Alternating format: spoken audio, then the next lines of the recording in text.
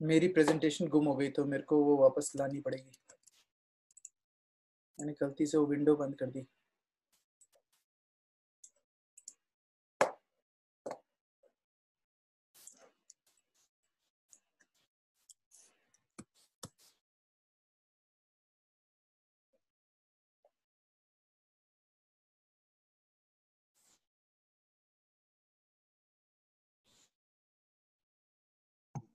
हरे कृष्ण प्रभु जी। हरे कृष्ण प्रभु जी।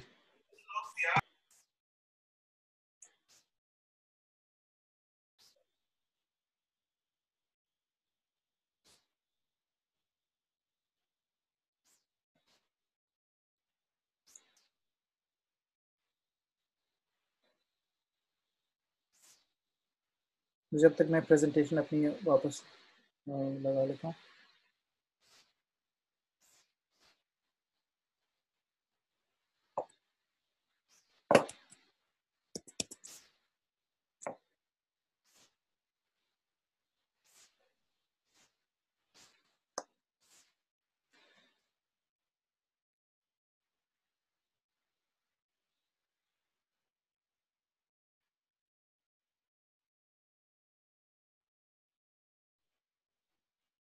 Okay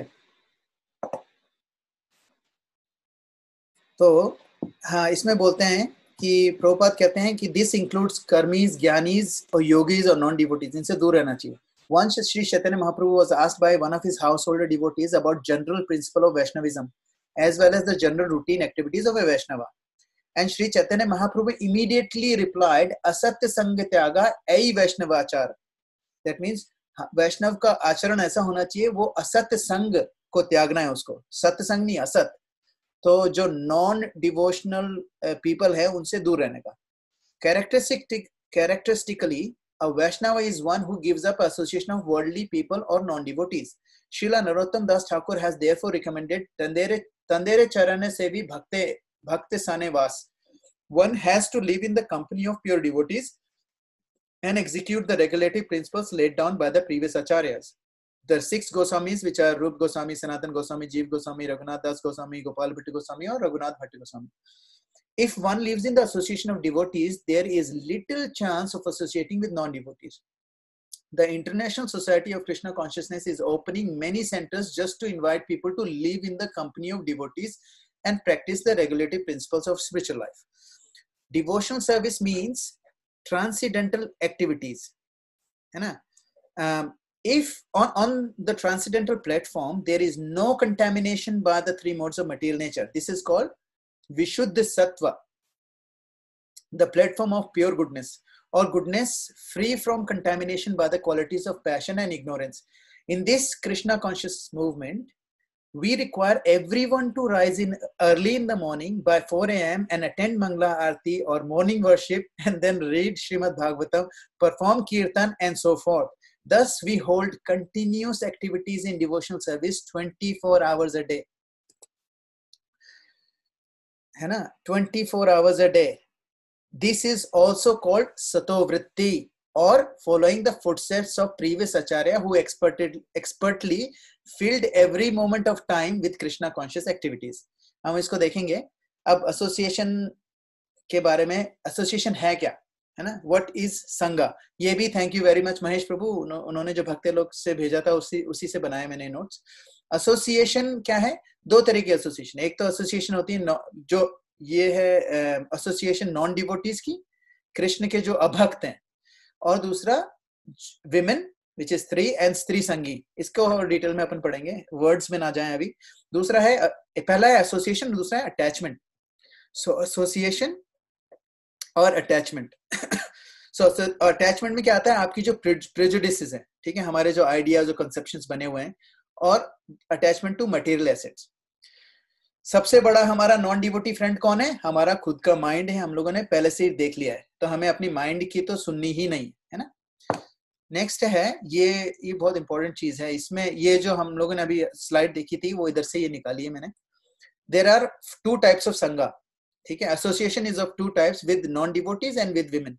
so अब जैसे इसमें लिखा है नॉन डिवोटीज आर विमेन और विमेनाइजर्स। अब जैसे हम, बिकॉज आई एम मेल, मेरे लिए associating with women or associating with women who associating with men who are womenizers, वो मेरे लिए बहुत खराब है. और फॉर समवन, फॉर किसी माता जी के लिए associating with men, और जो औरतें they are always thinking about opposite sex और male, उनके साथ रहना भक्ति के लिए हानिकारक है. ठीक है, ये कहने का मतलब है. इसमें विमेन लिखा है इसलिए क्योंकि ये डॉक्यूमेंट जब बनाया गया था, it's basically means opposite sex. So non devotees किस किस तरह के होते हैं? पहले होते हैं ज्ञानी, जो हम लोग उसकी बात नहीं कर रहे हैं जो अथवा तो ब्रह्म जिज्ञासा वाले ज्ञानी होते हैं, जो लोग वेद पुराण पढ़ रहे हैं, है ना, उनकी बात नहीं हो रही है. उन ज्ञानी की बारी होती है, बातें हो रही है जो मंडेन स्कॉलर्स हैं, जिनको भगवान से कोई लेना देना नहीं है, लेकिन they are looking for knowledge. ठीक है, अब क्या होता है, कोई भी नॉलेज जो भगवान से रिलेटेड नहीं है, वो सारी की सारी मटीरियल नॉलेज है.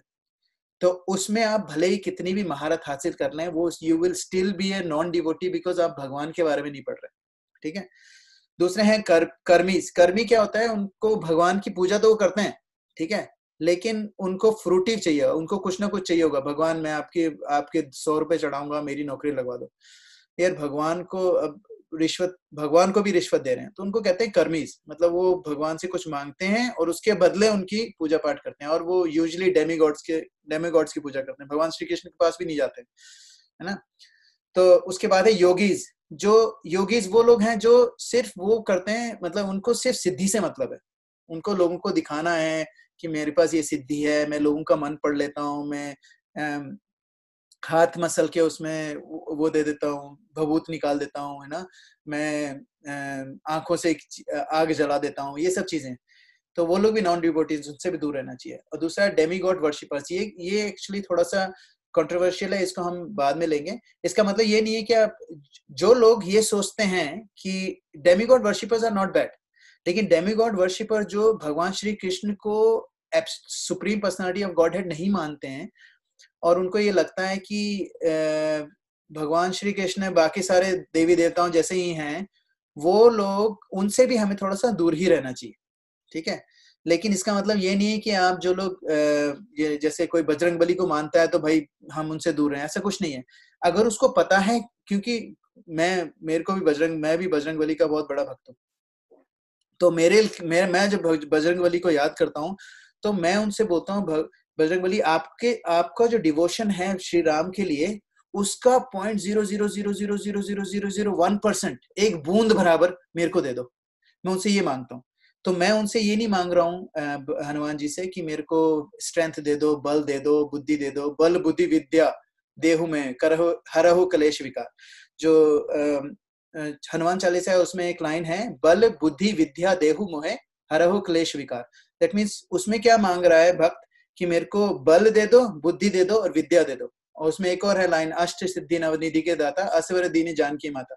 और उसमें क्या है कि ये जो अष्ट सिद्धि हैं, ये भी मुझे नहीं चाहिए, और मुझे बल बुद्धि विद्या इसमें से कुछ नहीं चाहिए. मुझे बस ये चाहिए कि थोड़ी सी उनकी एक ड्रॉप का भी ड्रॉप थोड़ी सी भक्ति मुझे मिल जाए. तो अगर आप ऐसे सोच रहे हैं, कोई ऐसा सोचा, देन इट्स फाइन.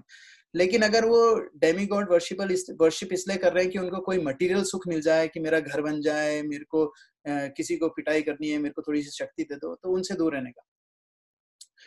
उसके बाद है फिफ्थ है ड्राई लॉजिशियंस क्या होते हैं? उनको सिर्फ लॉजिक से मतलब होता है. उनको ये नहीं देखना होता है, they don't want to learn anything. उनको सीखने का कोई शौक नहीं होता है. वो सिर्फ क्या करते हैं, वो लोगों को काटने की बात करते हैं कि भाई इसका लॉजिक कैसे काटूं, उसका लॉजिक कैसे काटूं. उनमें ना तो कोई इमोशंस होते हैं, ना ही किसी तरह का कोई कंपैशन होता है. और एथियस्ट तो ऑब्वियसली जो भगवान को मानते ही नहीं है. और सातवां है सेंस एंजॉयर्स, जो पूरे टाइम ये सोचते रहते हैं कि how can I enjoy this material nature more. ठीक है, ये तो हो गया एसोसिएशन ऑफ नॉन डिवोटीज. और विमेन का हमने देख ही लिया है. दूसरा है अटैचमेंट. दो तरह के होते हैं. एक तो अटैचमेंट होता है हमारी मेंटालिटी क्या है, हमारी जो मेंटालिटी है वो क्या है हमारी. जैसे फॉर एग्जांपल, अगर मुझे मेरी मेंटालिटी सपोज ऐसी है कि मुझे ऐसे लोग पसंद हैं जो क्लासिकल सॉन्ग्स बहुत पसंद करते हैं, तो मेरा अटैचमेंट इसलिए है, मैं हर किसी को ऐसे ही जज करूंगा, अरे ये क्लासिकल सॉन्ग, ये तो बिल्कुल, इसको क्लासिकल सॉन्ग के बारे में पता ही नहीं है, तो मैं इससे बात ही नहीं करनी मुझे. तो मेरा एक प्रेजुडिस बना लिया उसके लिए. और दूसरा अटैचमेंट होता है एसेट्स के लिए, सटल और gross. Subtle assets, gross asset क्या होती है, जैसे गाड़ी, बंगला, कार, ये सब। और सटल एसेट्स क्या होती है, जैसे कोई इंसान है बहुत अच्छी बात करता है, कोई इंसान है बहुत सुंदर, उसका गाना बहुत सुंदर है ना। तो ये जो एसेट्स हैं इस पे बहुत ज्यादा अटैचमेंट। अगर आपको अपने अच्छा बोलने में इतना अटैच्ड हो आप कि आपसे एक बार भी कोई ढंग की चीज नहीं बोली जाए तो आप बिल्कुल ही डिप्रेस हो जाओ, उसको कहते हैं अटैचमेंट। तो हमें इन सब चीजों को त्यागना है। Why is संग त्यागा? तो to be successful in devotion service, one must give up the association of undesirable people. This includes karmis, jnanis, yogis, and other non-devotees. Careful of anti-devotional elements, so-called spiritual organization, poisoning about position of spiritual practices, our faith gets disturbed. अब जैसे क्या होता है, कई लोग कुछ लोगों का कहना है कि ना अभी ये तो हमें पता है कि हम लोग हमेशा बात करते हैं कि आपको एसोसिएशन ऑफ डिवोटीज में रहना चाहिए। अब जो नॉन डिवोटीज से दूर क्यों रहना? क्योंकि कुछ ना कुछ, अगर आप खुद ही देख लेंगे कि अगर आप कर्मीज, योगीज और ज्ञानीज के साथ पास रहना शुरू कर देते हैं ज्यादा, तो आपकी मेंटेलिटी वैसी होने लग जाती है। फॉर एग्जांपल, अगर आप किसी ऐसे फ्रेंड के साथ बहुत ज्यादा उठते बैठते हैं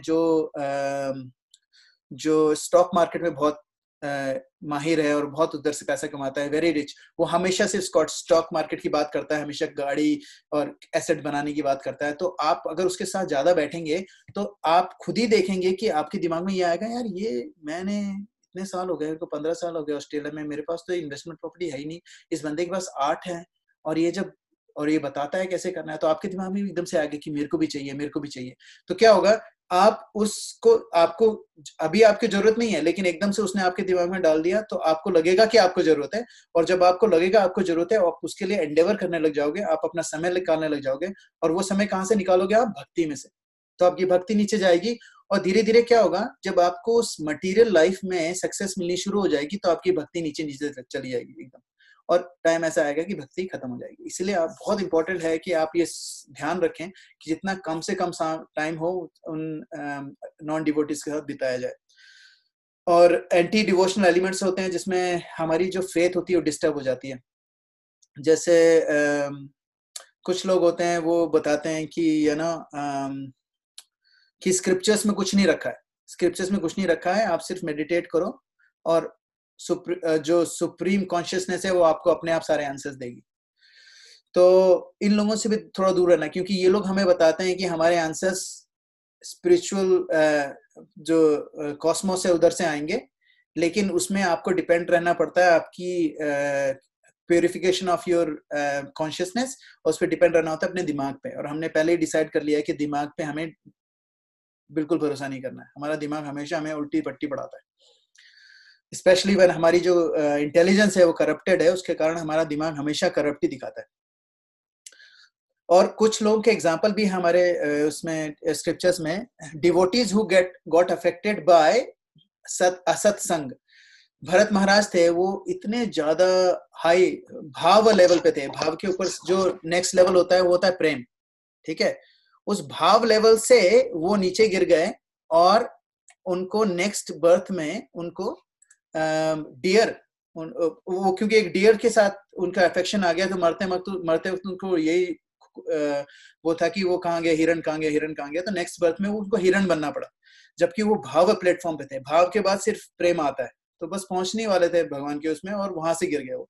तो हमें बहुत ध्यान रखना चाहिए कि हमें लगता है कि नहीं नहीं यार हम नहीं गिर सकते, तो सोचो भाई, जब भरत महाराज गिर सकते हैं तो हमारी तो औकात ही नहीं है ना। दूसरा एग्जाम्पल है केकई। केकई जितना राम को प्यार करती थी उतना तो उनकी मदर भी नहीं करती थी, रियल मदर।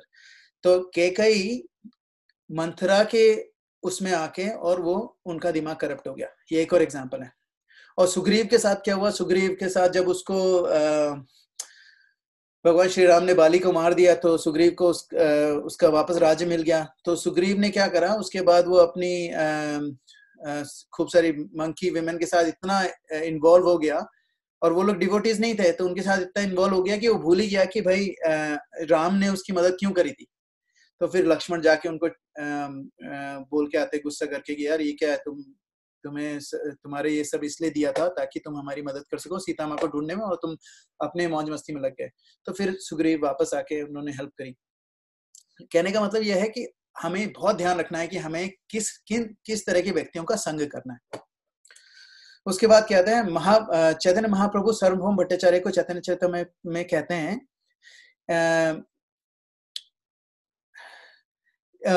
ट्रांसलेशन पढ़ता हूं मैं। Greatly lamenting the Lord then inform Sarvabhaum Bhattacharya, alas, for a person who is seriously desiring to cross the material ocean and engage in transcendental loving service of the Lord without material motives, seeing a materialist engaged in sense gratification or seeing a woman who is similarly interested is more abominable than drinking poison willingly.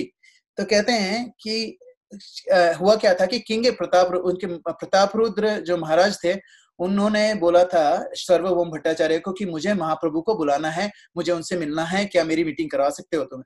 तो सार्वभौम भट्टाचार्य गए महाप्रभु के पास, और महाप्रभु ने ये बोला उनको, बोले कि ऐसे लोग जो लोग मटीरियलिस्टिक चीजों में घुसे हुए हैं, उनसे संग करना मतलब जहर पीना के बराबर है। तो he therefore refused to see King Prataparudra. उनको लगा क्योंकि प्रतापरुद्र पॉलिटिकल और इकोनॉमिक अफेयर में इतना घुसा हुआ होगा तो मेरे को नहीं मिलना उससे। लेकिन वो बाद में पता चला कि किंग प्रतापरुद्र जो थे महाराज थे, वो थोड़े बहुत बड़े भक्त थे, तो बाद में मिले भी थे उनसे, लेकिन पहले उन्होंने मना कर दिया था क्योंकि उन्होंने साफ बोला कि असत्य संग त्यागना ही पड़ेगा। दूसरा एग्जाम्पल था अजामिल। अजामिल पैदा हुआ था एक बहुत अच्छी ब्राह्मण फैमिली में, बहुत ही अच्छा मतलब पूजा पाठ करने वाला, और एकदम से एक वैश्या की उसमें संगति में रह के उसका इतना पतन हो गया कि वो जगाए मधाए से भी ज्यादा मतलब कहते थे कि कोई भी ऐसा जघन्य काम नहीं है जो उसने नहीं करा हो, है ना, क्योंकि वो उस वैश्या की उसमें आ गया था कंपनी में। तो ये बहुत इंपॉर्टेंट है कि हम अपनी कंपनी का ध्यान रखें। दूसरा हम लोगों ने उसमें देखा था प्रेजुडिसेस, हमारी जो मेंटालिटी है दूसरी चीजों के प्रति। जैसे एंशिएंट प्रेजुडिस क्या होती है, क्योंकि हम लोगों ने देखा होगा कि साधु और भक्ति, जैसे कई बार हम लोगों के दिमाग में अगर ये आ गया कि साधु जो है ना, जो गेरुए वस्त्र पहनते हैं वो लूटने के लिए आते हैं, क्योंकि हम लोगों ने देखा है कई लोग गेरुए वस्त्र पहन के सच में लूटते हैं लोगों को। तो वो प्रेजुडिस ऐसे बन जाती है, और फिर हम लोग क्या करते हैं कि उसी से हर चीज को उसी से देखते हैं, और कोई सच में सही मायने में मधुकरी लेने के लिए कोई साधु आए, हम उसकी भी इंसल्ट कर देते हैं, ठीक है। और कई बार क्या होता है, हम अपने ना आइडियाज और अपने ना प्लान्स के ऊपर इतना ज्यादा स्टिक हो जाते हैं कि हम लोग ये भूल जाते हैं कि भाई हम असत्संग है कि ये सत्संग है, ठीक है। अब क्या होता है, हम लोग क्या होता है, हमारे जैसे कहते हैं ना कि अगर आप पिंक कलर का चश्मा लगा लो तो आपकी सारी दुनिया पिंक नजर आएगी, वो उसको कहते हैं प्रेजुडिस। तो आपने एक कलर का चश्मा लगा रखा है, आपको सब लोग वैसे ही दिख रहे हैं, आपको किसी ने धोखा दे दिया तो आपको हर कोई धोखेबाज नजर आ रहा है, ठीक है। तो आप जज करते हैं, आप अपने परसेप्शन के हिसाब से लोगों को जज करना शुरू कर देते हैं, ठीक है। और it's very hard to give up those prejudice. अभी युधिष्ठिर महाराज का बहुत अच्छा एग्जाम्पल है। युधिष्ठिर महाराज सत्यवादी थे, ठीक है, सत्यवादी थे, मतलब उन्होंने वो इतने बड़े उनको धर्मराज कहते हैं ना, धर्मराज थे, तो वो कभी उन्होंने झूठ नहीं बोला। लेकिन जब कृष्ण ने उनको झूठ बोलने के लिए बोला तो उन्होंने कृष्ण से आर्ग्यूमेंट करा कि नहीं, मैं तो नहीं बोलूंगा झूठ। अभी क्या होता है कि ये इंपॉर्टेंट है समझना कि बिकॉज ट्रूथ जो सच, वो अपने प्रेजुडिस से, उनको सच बोलना है, उस प्रेजुडिस से इतना ज्यादा ब्लाइंड हो गए थे कि उन्होंने स्वयं भगवान को मना कर दिया कि मैं झूठ नहीं बोलूंगा। जबकि कोई भी ऐसी चीज जो भगवान ने बोली है, वो सच हो या झूठ हो, उसको करना ही सबसे बड़ा पुण्य का काम है। लेकिन युधिष्ठिर महाराज, क्योंकि उन्होंने वो पिंक कलर के चश्मे लगा रखे थे, नहीं मैं धर्मराज हूं तो मेरे को नहीं बोलना झूठ, उसके कारण उनका जो रथ था वो पहले क्या था, कुछ फीट ऊपर चलता था, क्योंकि उन्होंने भगवान कृष्ण ने जो उनको बोला उसमें उन्होंने आर्ग्यूमेंट करी, उसके कारण उनका जो रथ था वो जमीन पर लग गया। तो उसका ये रीजन था क्योंकि युधिष्ठिर महाराज, उनको समझ में नहीं आया कि असली में सत्य क्या है। सत्य भगवान कृष्ण है, वो जो मुंह से बोल रहे हैं वो सत्य और असत्य नहीं है। सत्य क्या है, जो भगवान कृष्ण बोल रहे हैं। तो उनको ये जो डिफरेंस था दिखा नहीं, क्योंकि वो बहुत ज्यादा उनका प्रेजुडिस इतना स्ट्रांग था कि उनको दिखा नहीं। दूसरा है, एक और एग्जांपल है कि ना जब ना क्या हुआ कि एक एक बहुत स्ट्रॉन्ग डिवोटी थे प्रभुपाद के, बहुत बहुत क्लोज थे प्रभुपाद के। तो उन्होंने क्या करा, वो उनको ना प्रभुपाद की कुछ चीजों से उनको थोड़ा सा ना ऐसा लगने लग गया था कि प्रभुपाद मे not B that serious person, क्योंकि कई बार वो ऐसे इस तरह की चीजें कर देते थे जो एक ऑर्डिनरी आदमी करता है। तो उनको लगता था कि यार ये मे नॉट बी दैट एलिवेटेड। तो लेकिन फिर भी वो तत्त कर्म प्रवर्तना थोड़ा थोड़ा फॉलो कर रहे थे। तो एक बार क्या हुआ कि मून लैंडिंग, जब उसी समय अमेरिका की मून लैंडिंग हुई थी, तो उन्होंने, प्रभुपाद ने एक लेक्चर दिया उस पे, और उन्होंने बोला, और रिपोर्टर्स भी वहां थे, बोले कि ये जो मून लैंडिंग का ये लोग बात कर रहे हैं, वो लोग नहीं गए हैं। जिस जिस जिस हम लोग जिस मून की बात करते हैं वहां पर ये गए नहीं है, वहां पर इस बॉडी में आप जा ही नहीं सकते हो, तो ये सब बकवास है, बंडलबाजी है। अब पुरुषोत्तम जो था, उनके जो शिष्य थे, वो एकदम, तब this was his breaking point. उन्होंने बोला यार दिस इज रबिश, क्योंकि एवरीथिंग इज द मीडिया में सब कुछ है, साइंटिस्ट ने इतनी सारी चीजें बोली हैं। तो उनको वो जो प्रेजुडिस थी उनकी, साइंस पुराना जो उन्होंने सीखा हुआ था साइंस का, वो उनके ऊपर इतना स्ट्रांग था कि उन्होंने अपने गुरु को त्याग दिया। तो वो इस्कॉन छोड़ के चले गए। और मैं आपको बताऊं तो मेरे साथ भी यही था कि मैंने जब सुना कि प्रभुपाद ने ऐसे बोला है, मैंने सोचा दिस इज नॉट पॉसिबल। मैंने तो पढ़ा है सारा कि फिजिक्स में सब चीज पढ़ी है, और देयर इज नथिंग, कि ऐसा हो ही नहीं सकता कि वो लोग। लेकिन फिर बाद में मुझे समझाया किसी ने कि जो सोम, जैसे हमारे जो हम लोग कैसे बोलते हैं, जो हमारे दिन है वो कैसे, सोम मंगल बुध गुरु शुक्र शनि रवि, ठीक है। तो जो हमारे जो प्लेनेटरी पोर्शन है, जिस प्लैनेट्स की हम स्क्रिप्चर्स में बात कर रहे हैं, उसमें सोम, उसका जो सोम है और ये जो मून है, they may not be the same, है ना। तो हमें नहीं पता, तो maybe that's what he was saying. तो हम लोगों को हमेशा ये देखना चाहिए कि हमारे जो प्रेजुडिस है वो इतनी स्ट्रांग ना हो कि हम लोग इतने क्लोज हो जाएं कि हम अपने गुरु को छोड़ दें। समझ में है ना। ठीक है, आपके पास लॉजिक है तो आप आर्ग्यू करो, लॉजिक ऐसे छोड़ के जाने की, आर्ग्यू करो, उनसे पूछो देखो मेरे को ये समझ में नहीं आ रहा, आप इसको और एक्सप्लेन करो, और एक्सप्लेन करो।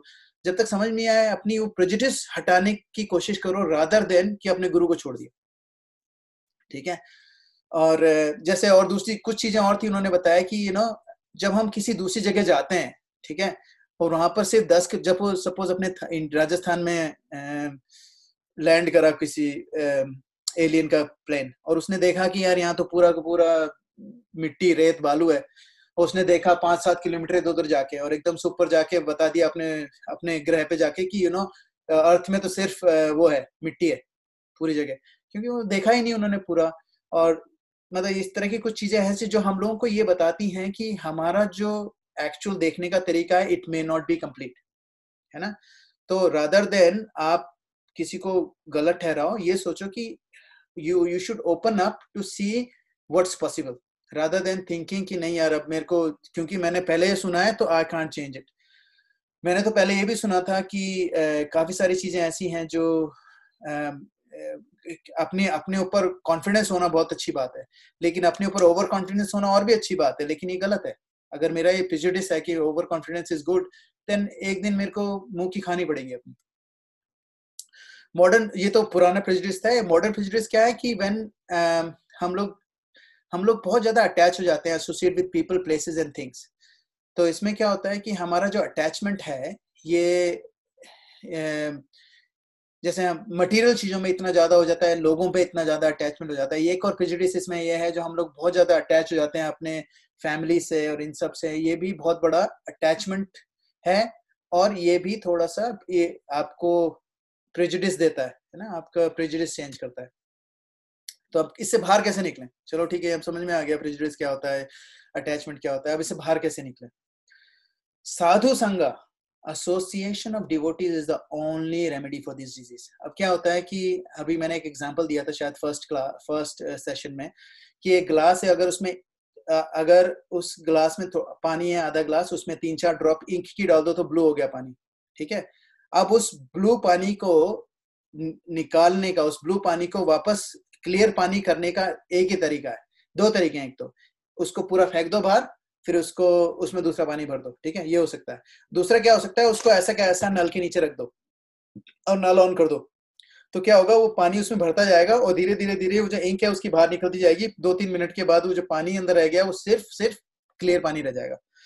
तो हमारे पास अगर असत संग है तो हमें ये नहीं करना है कि सारा असत संग ऐसे ही काट दिया, सब लोग सारे फोन नंबर डिलीट कर दिया, ये कर दिया, वैसे नहीं।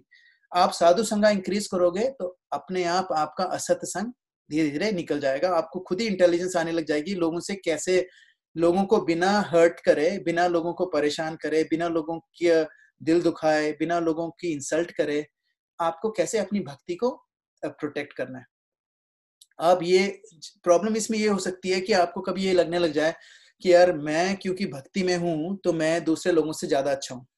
ये सबसे खतरनाक चीज है भक्ति की। जब आपको लगने लग जाए आप दूसरों से ज्यादा अच्छे हो, दैट मीन्स आपकी भक्ति नीचे जा रही है। जब भी ऐसा लगा करे तो मेरे जीजा जी हैं वो बताते हैं, जब भी उनको ऐसा लगता है वो सीधा ना गौर आंखें बंद करके गौर निताय के चरणों में घुस जाते हैं कि भगवान ये मेरे से, मैं इस पर्सन को या इस चीज को अपने से, मैं अपने आप को इससे ज्यादा अच्छा मान रहा हूँ इस वक्त, तो प्लीज मेरे कंट्रोल में नहीं है, आप मुझे बचाएं। जब उन्होंने मुझे ऐसे बताया मुझे बहुत खुशी मिली, क्योंकि अब मैं भी यही करूंगा। जब मुझे लगने लगेगा कि मैं लोगों से ज्यादा अच्छा हूँ, मेरे पास ये फीलिंग आने लग जाएगी, जो घमंड आने लग जाएगा, क्योंकि हम लोग थोड़े बहुत चीजें पढ़ रहे हैं अभी तो कुछ चीजें हम लोगों को पता भी है ना एसेंस के बारे में, लेकिन उसके कारण हम ये देखने लग जाएं कि मेरा पड़ोसी है वो मेरे से नीचे है, तो उसमें क्या होगा, ह्यूमिलिटी खत्म हो जाएगी। ह्यूमिलिटी खत्म होती है आपकी भक्ति खत्म। तो उसके लिए सबसे अच्छा तरीका है सीधा गौर निताय के पैर पकड़ लो और उनको बोलो, देखो मेरे को ये विचार आ रहा है दिमाग में कि मैं उनसे ज्यादा अच्छा हूँ, प्लीज मदद करो। ठीक है, ह्यूमिलिटी उससे डेवलप होगी। दूसरा है therefore develop your love and affection for devotees, और हमेशा अपना ना लव एंड अफेक्शन डिवोटीज के प्रति बढ़ाने की कोशिश करो। ठीक है, और कैसे होगा ये, जब आप उनसे घुलोगे मिलोगे। ऐसा नहीं है, ऐसे नहीं होगा कि आप 2 महीने में एक बार किसी से बात कर ली, उससे अफेक्शन नहीं होता। अफेक्शन कैसे होता है कि आप भाई लोगों को घर बुलाओ अपने डिनर प्रसादम पे, लंच प्रसादम पे, उनके घर जाओ लंच और डिनर प्रसादम में, पिकनिक पे जाओ साथ में, है ना। और कुछ लोग हैं हमारे ग्रुप में लोग करते, आप लोग करते भी हो ऐसा, सो ये बहुत अच्छी चीज है ना, डेवलप अफेक्शन फॉर डिवोटीज।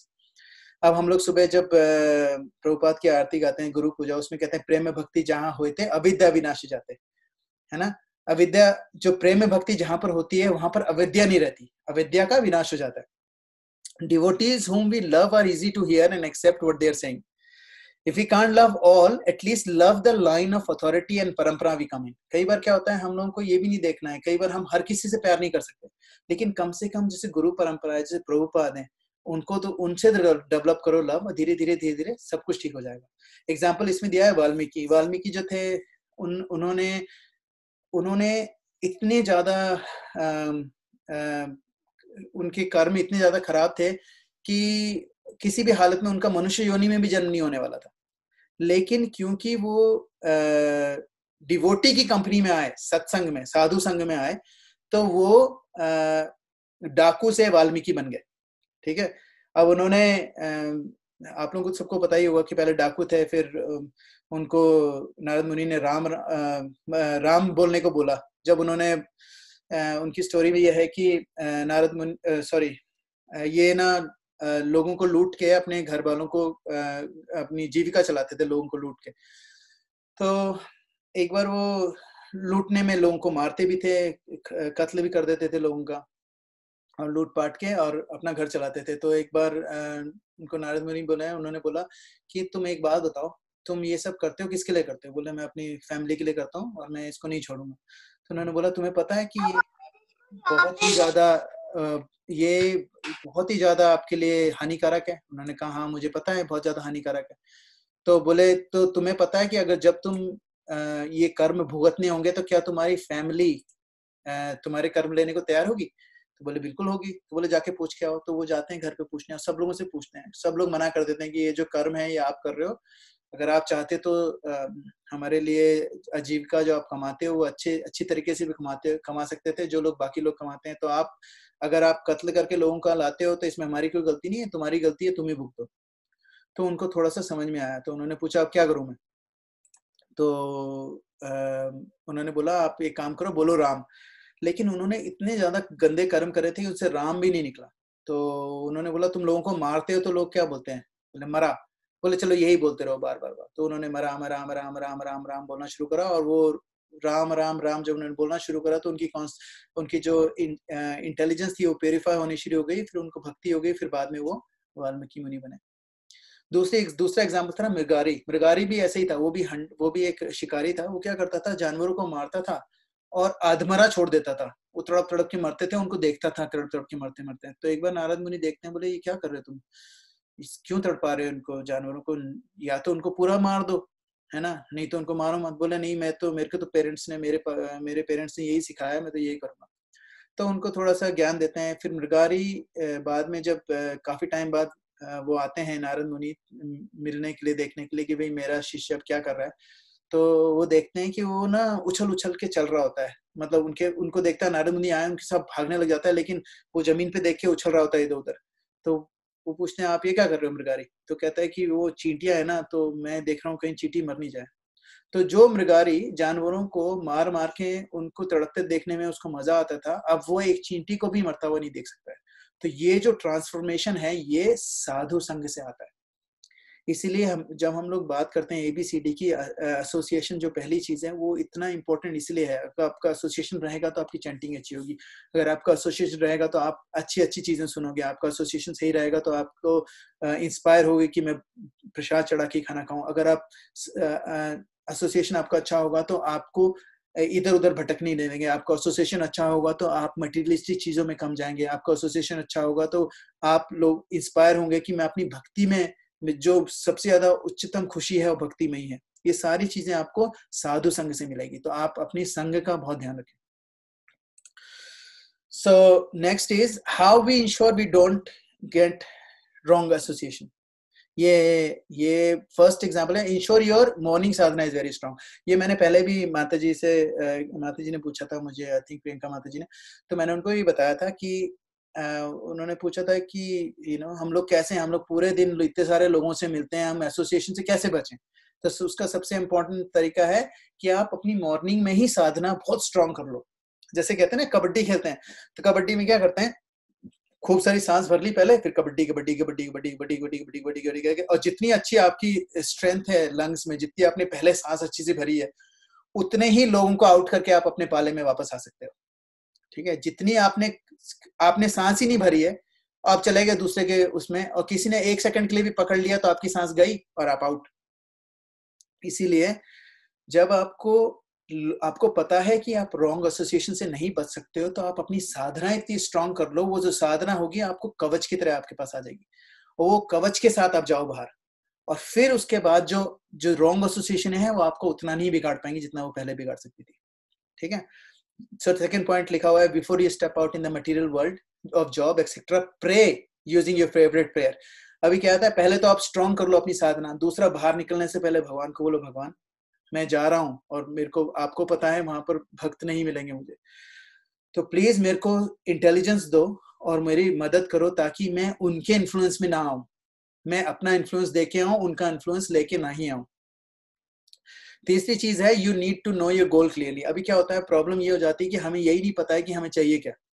अगर हम फ्राइडे की क्लास में आ रहे हैं और हमें यही नहीं पता है हमें चाहिए क्या, तो बहुत बड़ी प्रॉब्लम है।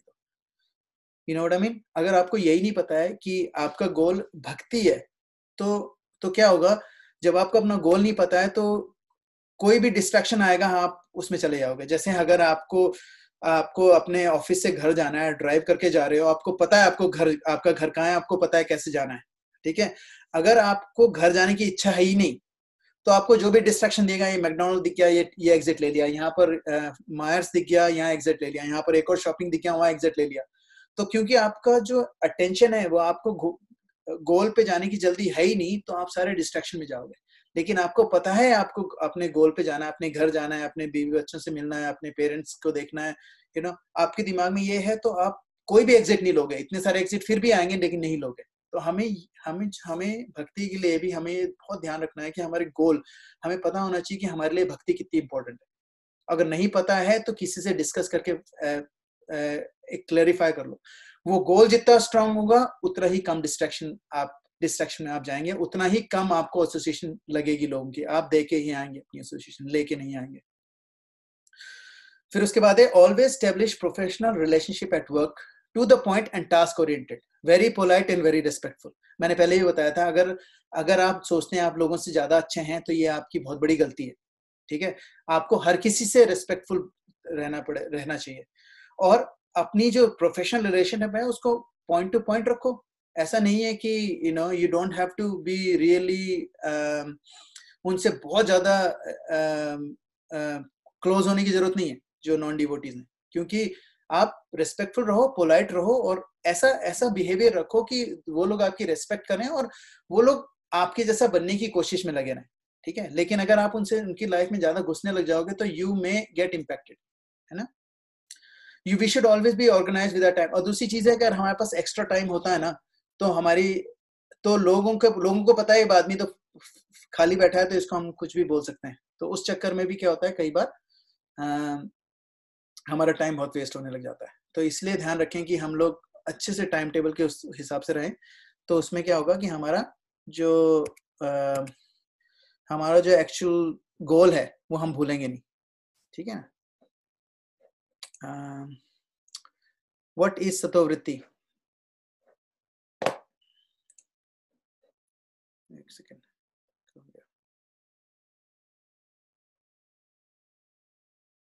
ओके, सतोवृत्ति संगत्याग सतोवृत्ति, ये जो लास्ट चीज है सतोवृत्ति, वो क्या है? Following in the footstep of previous acharyas. If you want to understand the absolute truth, then you have to follow great personality like great devotees. ठीक है, सतोवृत्ति क्या होता है?